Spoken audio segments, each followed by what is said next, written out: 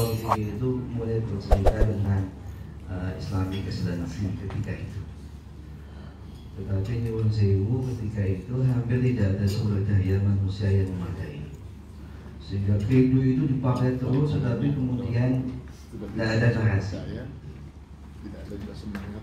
Kemudian saya yang mungkin bahasa Inggrisnya juga terbata-bata, bahasa Arabnya juga terbata-bata, itu dipaksa untuk menjadi salah satu pionir bagi cerita Islamisasi pengetahuan. Ketika itu bertemu dengan Ustaz Mas Ibnu Muqarrab bin Al-Marhum yang memotivasi kami. Kebetulan ketika saya masih S1-nya di Erlangga itu sudah suka bicara tentang Islam dan Islam, sehingga ada mahasiswa dari UNJ yang ikut katakanlah konferensi mahasiswa ketika itu mengundang Pak Sul masuk kok datang ke UNJ saja, kayaknya UNJ nggak ada dosen HI yang memiliki kafah Islam hanya menguasai. Naifnya ketika itu, mohon maaf, saya sebenarnya daftar di UNJ kemudian dijudge oleh almarhum Pak Dasron Hamid, Pak, Anda ini daftar UNJ kok alamat rektornya kepada rektor UPN. Saya baru tahu ketika sudah tes wawancara. Salah tulis. Jadi, saya memang mengirim di 2 tempat, tapi saya salah memasukkan. Harusnya saya kemudian sudah di-exclude oleh Pak Dasron Hamid, tetapi saya masih bisa diterima sampai tahap wawancara, bahkan diterima. Ini luar biasa. Karena kata Islamnya tadi. Karena kata Islam takdir. Pas wawancara kan? Iya, kata Pak Ibu bisa jadi. Itu cerita sedikit. Baik Bapak Ibu sekalian yang berbahagia, ketika kami bicara tentang Islamisasi, integrasi, kami akan bicara di satu sisi saja. Sisi yang pertama kali itu bagi mahasiswa Misipol itu sangat kenal dengan mazhab yang namanya pendidikan yang menindas. Paulo Freire. Yang menceritakan bahwasanya ketika kita belajar agama dalam konteks disiplin ilmu, saintifikasi ilmu dengan agama, ujung-ujungnya kita hanya akan melahirkan, mohon maaf, kesadaran naif. Jadi banyak orang kemudian, untuk apa sih kita bicara Islamisasi pengetahuan? Karena ujung-ujungnya kita tidak akan melahirkan kesadaran kritis. Jadi ketika saya ketemu dengan teman-teman dulu dari PNI, karena saya agak berkelana di banyak organisasi kemahasiswaan, jadi saya aktif juga dijadikan mentor di kami, jadikan mentor di PMII, di HMI. Jadi saya ketika masih 97 itu banyak melalang buana mengisi pengkaderan di banyak organisasi. Yang kedua, bagi pertanyaan orang-orang sospol di kami, kita nggak bisa pungkiri ada mazhab yang sangat terkenal, sebut saja Marxisme. Bagaimana pandangan kiri, pandangan Marxis ketika bicara agama dalam konteks proses saintifikasi ilmu. Yang terjadi adalah, kata Pak Karmak, ketika kita memasukkan unsur agama dalam narasi keilmuan, yang terjadi kita sedang melakukan proses, mohon maaf, relaksasi, atau sampai katakanlah dalam konteks agak naif, mungkin mohon maaf, kita melakukan masturbasi ilmu pengetahuan. Karena ujung-ujungnya kita tidak mendapatkan sebuah competitiveness. Ini kan tuduhan-tuduhan orang kiri. Jadi ketika kita ketemu dengan teman-teman sospol tahun 2000-an mungkin, katakanlah kelompok shopping, katakanlah kalau kita di sospol itu pasti tahun 2000-an kita ketemu sama teman-teman LMND. Jadi cerita-cerita PRD-an zaman dulu memang markasnya di HI begitu. Kita nggak bisa pungkiri. Jadi mereka sangat fasih ketika bicara mazhab kiri. Nah, ketika kemudian mereka terperah ketika saya mengatakan, ya dulu yang namanya Ali Syariati itu jadi terperah ketika membaca riwayat besarnya dari yang namanya seorang Abu Dzar Al-Ghifari. Jadi dulu Syariati sangat mengidolakan Karmak, tapi kemudian dia menemukan sebuah figur yang lebih Marxis ketimbang, mohon maaf, Pak Karmak itu sendiri yang namanya Abu Zal Al-Ghifari. Sehingga yang kemudian saya sampaikan, yang kemudian ini jadi template. Mohon maaf, saya menjadi eksponen bagi pendirian integrasi ilmu HI di seluruh Indonesia dengan Islam. Jadi kita mendirikan sebuah asosiasi yang namanya INSIA. Nah, kebetulan apakah itu dari bahkan UPN, mohon maaf, UPN Jakarta yang agak militeristik itu masuk di UPN itu ada namanya mata kuliah Maqasidus Syariah. Wah, luar biasa ya. Kan aneh gitu. Ini saya juga ketika itu diminta, Pak Sul boleh enggak bukunya Pak Sul Pemegang Politik Islam itu menjadi buku wajib di, mohon maaf, universitas di dekat kita di UTY. Loh, apa perlunya bicara pemikiran politik Islam di kurikulumnya UTY? Apakah make sense? Kayaknya make sense, Pak. Sehingga kita nggak bisa pungkiri ketika kita datang ke jurusan HI seluruh Indonesia, itu pasti kita ketemu dengan alumni HI UNY. Ketika ada pertemuan dosen seluruh HI seluruh Indonesia, itu reuninya teman-teman HI UNY ketemu dengan murid-muridnya. Sehingga banyak teman-teman yang katakanlah ya kampusnya bukan kampus-kampus Islam, tetapi masih menggunakan kurikulum di UNY. Ini yang cukup membahagiakan, ternyata mereka terinternalisasi. Tapi yang jadi banyak masalah adalah, ya mohon maaf, kemudian ketika kita cerita Islamisasi, terutama khususnya di HI, sebelum nanti datang Ustaz Taufik itu hanya terblended ke dalam 2 nama gitu.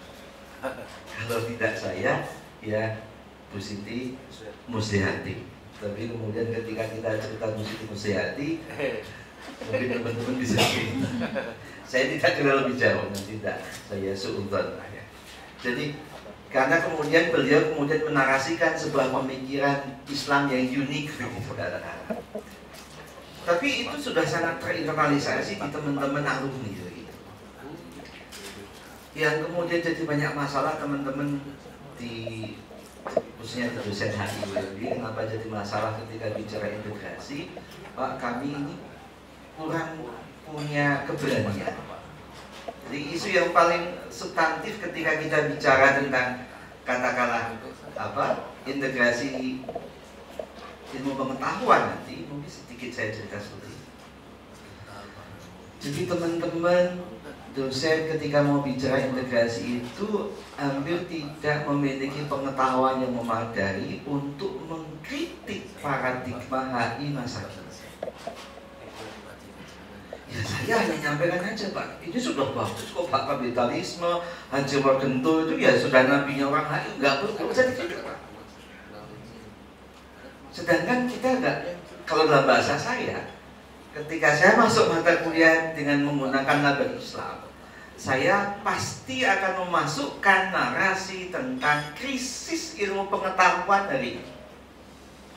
Ini ada krisis loh dalam konteks logika liberalisme. Ini ada krisis dulu dalam konteks logika sosialisme. Harus kita sampaikan.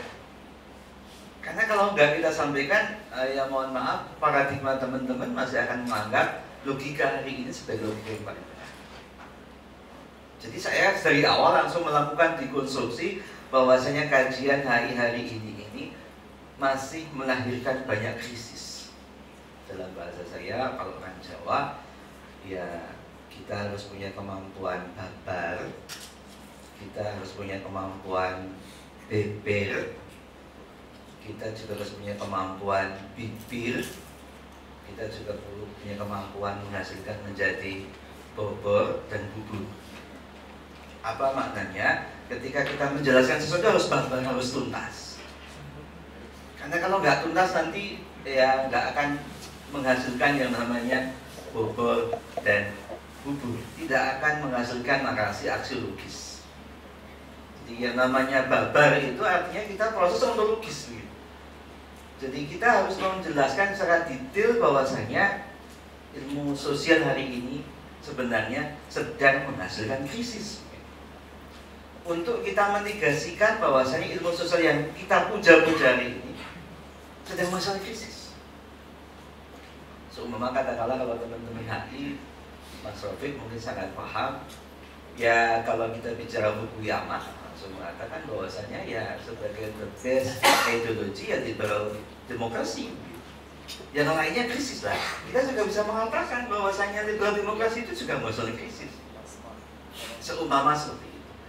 Yang kedua, kita nggak bisa pungkiri ternyata Pak, kalau kita kemudian mengatakan logika ilmu sosial hari ini menghasilkan krisis, apa alternatifnya? Teman-teman kemudian, saya nggak punya legacy tentang Islam, Pak. Saya nggak memiliki khasanah yang cukup untuk katakanlah saya tadi sudah membongkar, tapi saya nggak punya solusi untuk menutup. Untuk memberikan solusi, ini kemudian yang jadi masalah. Sehingga teman-teman kemudian ya sudah, yang ngajar Islam masuk aja lah. Ujung-ujungnya seperti itu. Alhamdulillah nih Mas Rafiq masuk. Ketika itu Mas Yadul masuk, sehingga kemudian kita derivasi ke sejumlah teman-teman. Itu yang pertama. Yang kedua, kita nggak bisa pungkiri bahwa maaf cara integrasi itu banyak mungkin nanti Prof. Ulum sering mengkritik kami ketika kita bicara integrasi. Ya mohon maaf, integrasi Islam dalam konteks ekonomi, dalam konteks politik. Pertanyaan pentingnya adalah ternyata proses integrasi itu harusnya menghasilkan produktivitas begitu, harusnya logika. Tapi kalau kita bicara politik integrasi Islam dan politik hari ini, hasilnya adalah kontraproduktivitas. Ya politik Islam kita nggak pernah maju. Ya mohon maaf kalau kita bicara S3 politik Islam kita, bahkan memang real ini S3 politik Islam, wallahualam. Wallahualam, nanti teman-teman bisa yang mengajar di S3 politik Islam bisa komentar. Saya ketika itu sempat minta izin ketika Prof. Tulus sama Pak Ulum sebagai katakanlah dirjennya di sana.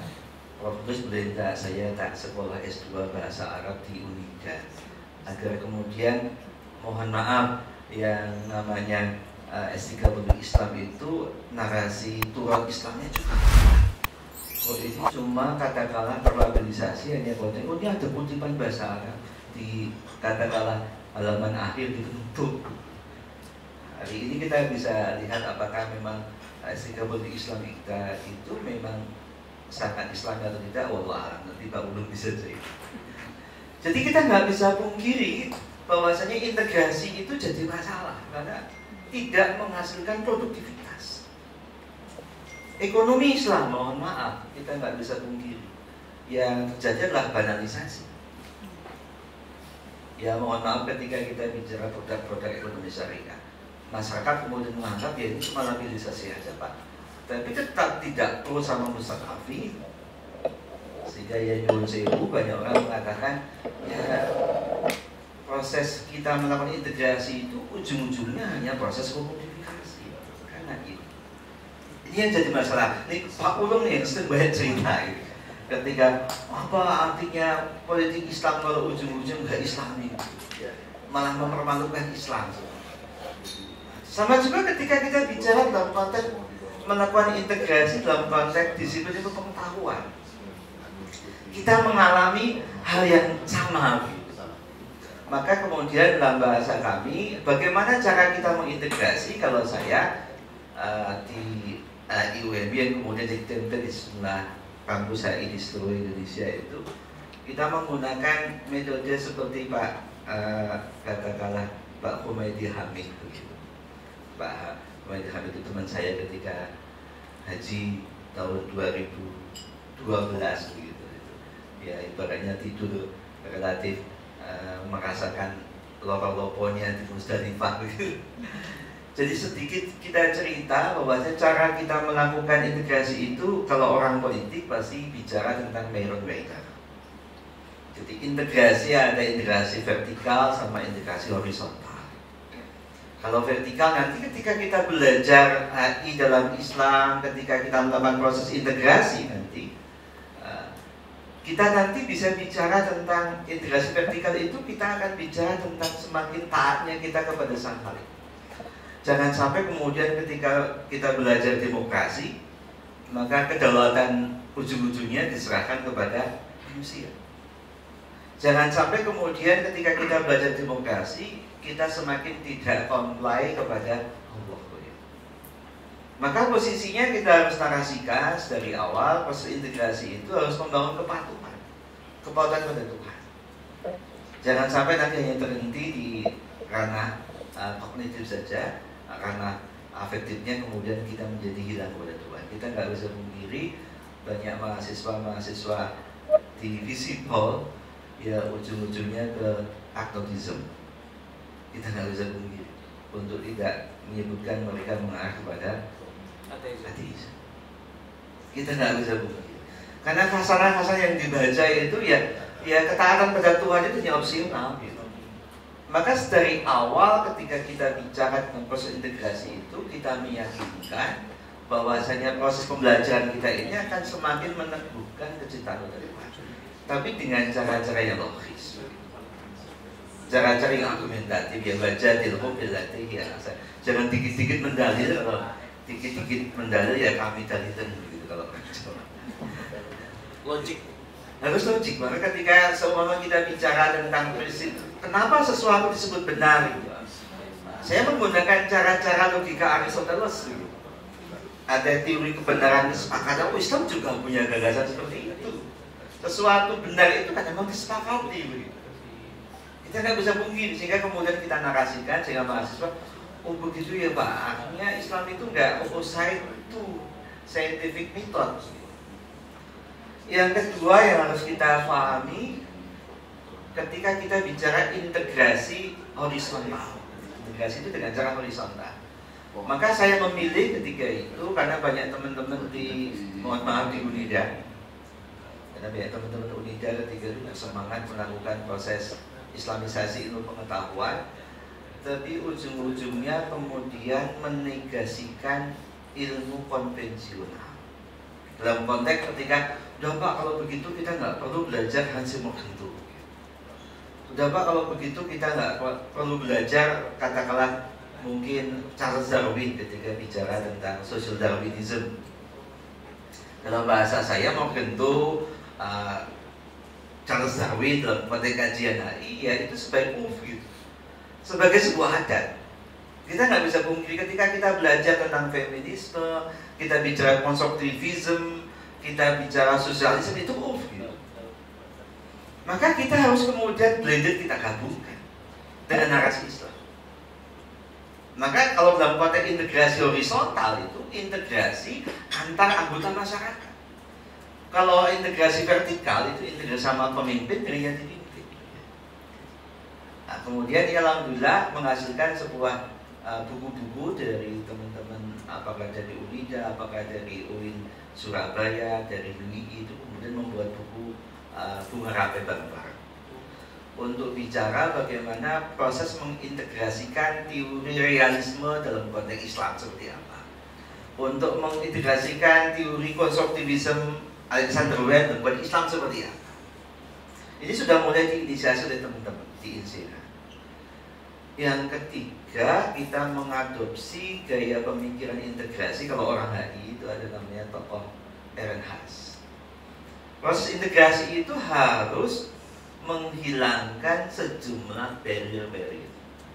Integrasi Eropa itu akan menghasilkan spillover, akan menghasilkan ibaratnya tumpahan kemaslahatan kalau kemudian barriernya itu dihilangkan sedikit demi sedikit. Ya mohon maaf ketika kita menggunakan logikanya teman-teman Islam, mohon maaf, narasi Ehrenhaus ini nggak banyak diadopsi. Karena ujung-ujungnya kemudian kita justru melakukan dikotomi. Ya ini tidak Islami, udah kita tinggalkan gitu. Tidak kemudian kita mengurangi barrier-barrier. Kalau dalam konteks logika orang-orang HI, yang namanya masyarakat Uni Eropa itu sebelumnya masyarakat yang bersekat gitu. Nah, integrasi itu harus memungkinkan proses sekat-sekat itu dihilangkan. Sehingga dalam konteks kami ya kita tidak lagi mengatakan bahwa Hans Mogentu itu orang zindik Zaman dulu bagi kami, bagi teman-teman aktivis Muslim yang belajar HI itu akan mengatakan Adam Smith itu orang zindik, nggak usah dipelajari. Yang namanya Hajar Morgenthau, nabinya orang HI itu dalam bukunya Politik Among Nations itu adalah orang zindik yang nggak perlu dipelajari logikanya, ujungnya sesat begitu.